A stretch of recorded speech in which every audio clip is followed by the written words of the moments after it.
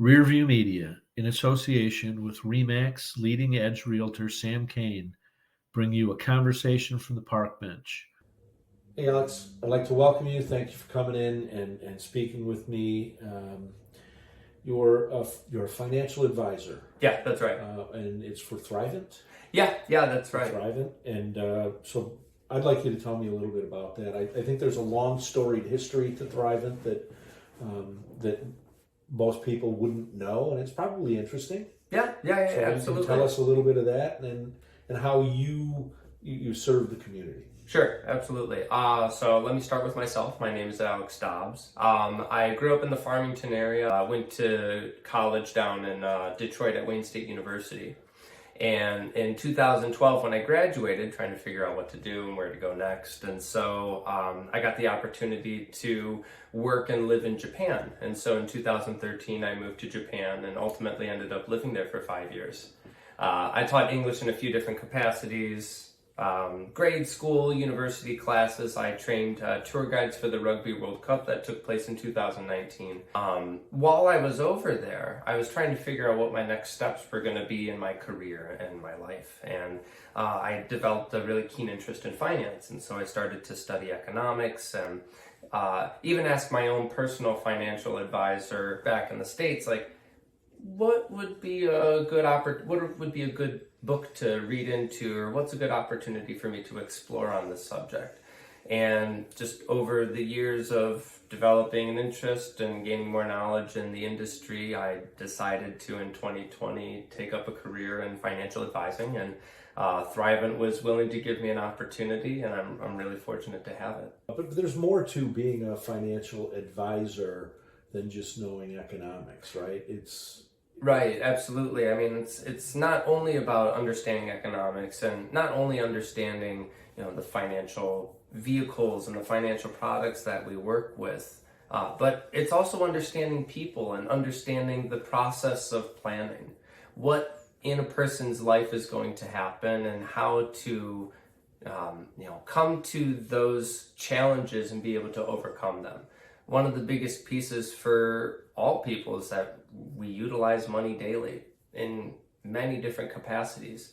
Having a keen understanding of, your budgeting, having an understanding of what cash flow means for you and your family, and what your long-term goals are going to be. How do you want to be remembered? How do you want your money to be utilized by you or by your beneficiaries? How do you want to give back to your community, whether that's through your church, whether that's through nonprofit work that you're engaged in, or whether that's just getting involved in the things that your kids do. And the thing I try to focus on, and I would expect as a financial advisor you do as well, is for people to have a really good understanding of risk. Right, and that's the thing, they seem far off, but ask any retiree, they'll tell you it's not as far as you think. And one of the things that I really focus on with clients is goal setting. It's about, really establishing goals and priorities in your life for us to then be able to develop a well thought out plan for you. And part of that piece, as you mentioned before, is life insurance. Arguably for young families, there is no better return on investment when it comes to life insurance. If there were something tragic to happen, if a parent were to pass away, the earning potential of that family has now been diminished because of that loss. It can't be made up.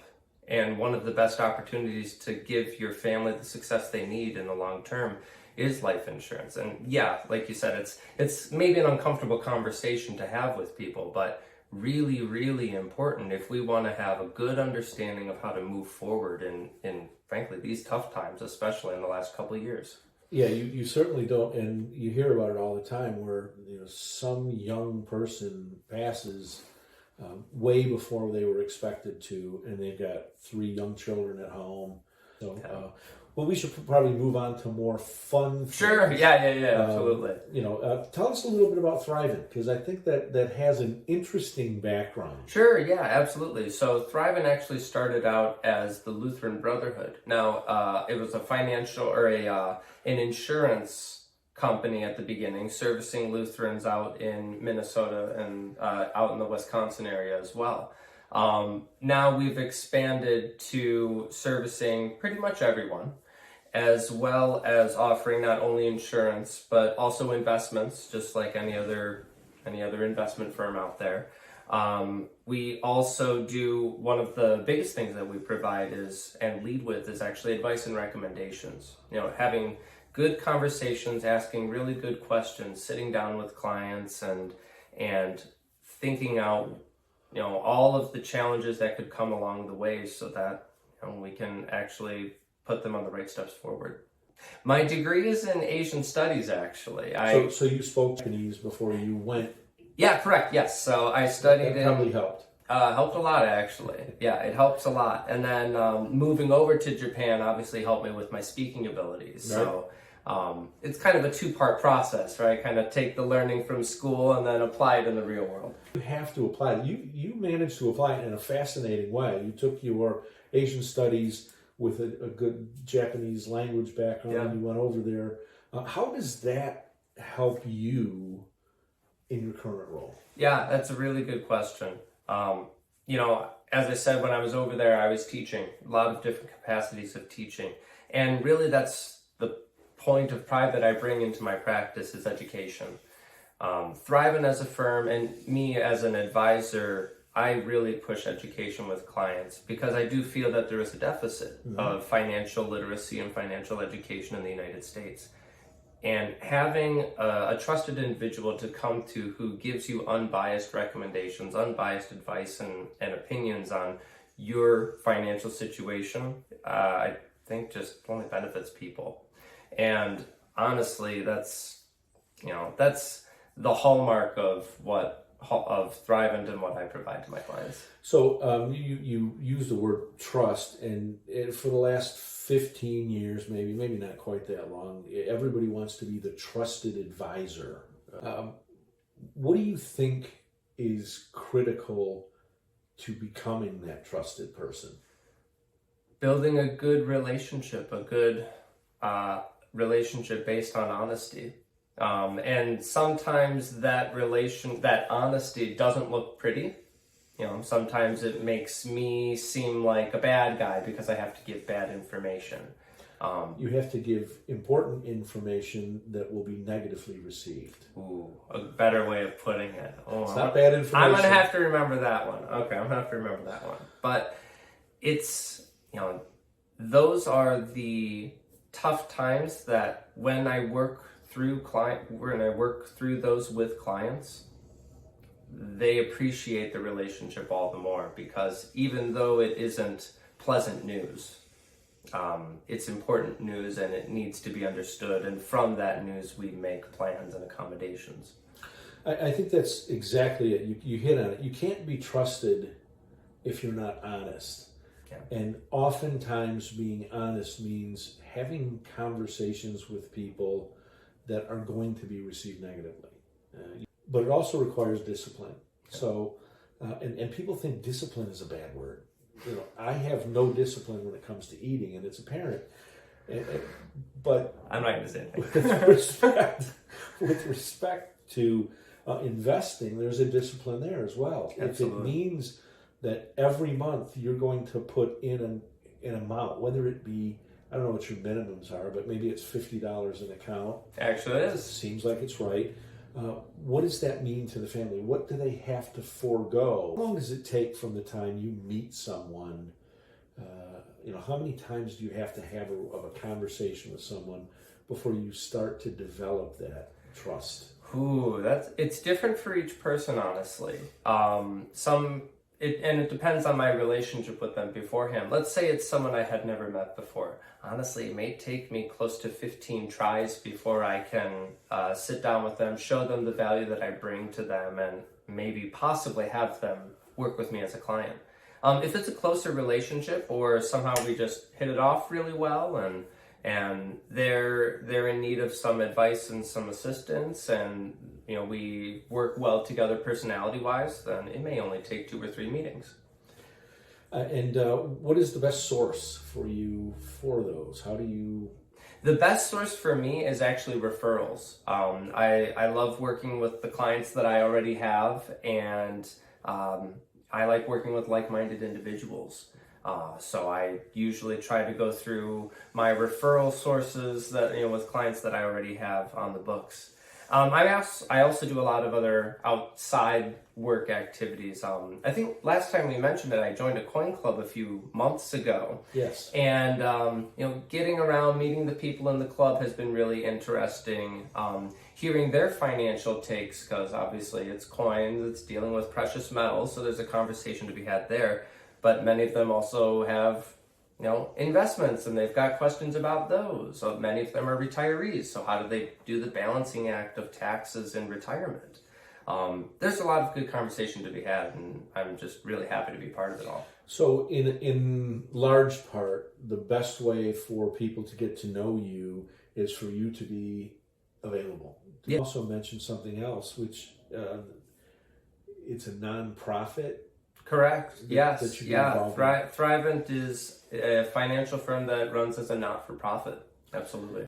Do you have anything else that's on your mind that you'd like to share? Yeah, well, one of the things that we do at Thrivent, just from a planning perspective, is holistic financial planning.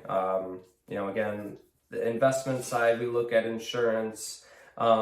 We also talk taxes as well. We do a lot of tax education with clients. Work with CPAs as well as working with other advisors to be able to help clients with. So CPAs would be a good referral source for you? CPAs would be a wonderful referral source. I actually when I'm working with clients, I work in concert with their CPAs so that we can have coordinated plans and be able to get them everything that they're looking for. I hold not only dinners and other types of kind of events like those. Yeah. I also do seminars and workshops, education pieces where I don't sell financial products.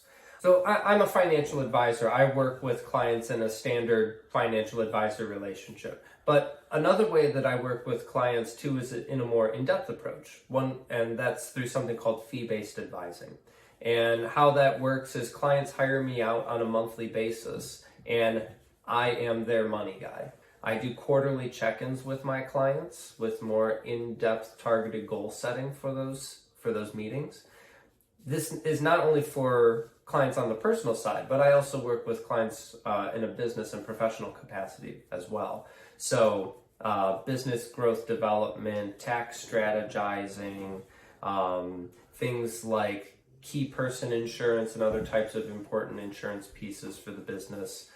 Those are conversations that we absolutely have, and we make these quarterly updates to be able to say, okay, you made the change. Now we're going to be looking in the next 3 months for how that change is going to extrapolate and grow.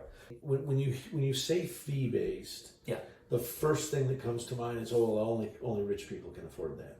No. So I'm thinking of it from a perspective of a young person who didn't learn anything about finance. And before they come crashing into the credit destruction process, helping them build credit in the appropriate way instead of having to recover the credit. And any other final? No, I think that's it. Alex, I appreciate you taking the time to come in today as well. The idea is, I mentioned I teach an entrepreneurial finance company. I have a passion for small business because small business is the way most people improve their standard of living. Working for a large company as a cog provides a few people an opportunity to excel, but for the most part, it doesn't. It's nothing wrong with it. It's a very good opportunity to live, but having a small business for somebody who is passionate about something, who can figure out a way to earn money at doing something they enjoy, not just provides them a living, it provides them a level of satisfaction. And I want to be able to help those people as much as possible. Now, I'm a realtor right now.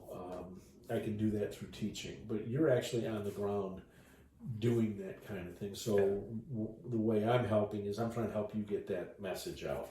And I appreciate that a lot. Thank you very much. No, it's been my pleasure. I've enjoyed it. Yeah, me too. And when you have something else that you want to talk about, we'll do a second one. we'll Sure, talk about sure. Absolutely. Yeah, I'd love that. I'd love that. that. Appreciate it. Fantastic. Thank you. Thank you.